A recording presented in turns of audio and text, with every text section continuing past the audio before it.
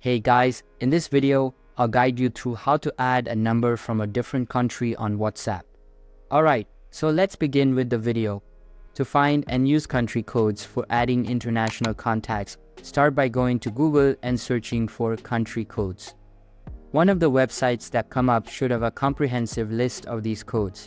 For example, you can visit country code. Once on the site, you'll see a list of country codes. Let's say you're in the Netherlands and want to add a contact from there. Scroll down until you find the Netherlands, which has the country code +31. When you're adding a phone number from the Netherlands, you need to include this country code. Typically, Dutch phone numbers start with a 6, but when entering the number, you should omit the initial 0. For instance, if the number is 0612, you would enter it as +31 If you need to add someone from the UK, find the UK in the list, which has the country code +44. Similar to the Netherlands, you would prefix the phone number with +44. So if the UK number is 0712, you enter it as +447A123. To add an international contact on WhatsApp, simply include the country code before the phone number.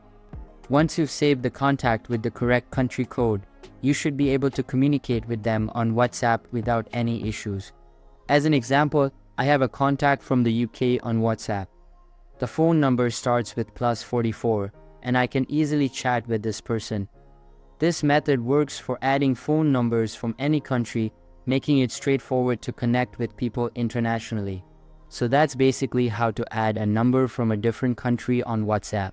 So that's all for this video. If you find it helpful, consider subscribing and giving this big thumbs up, and I'll catch you in the next one. Thanks.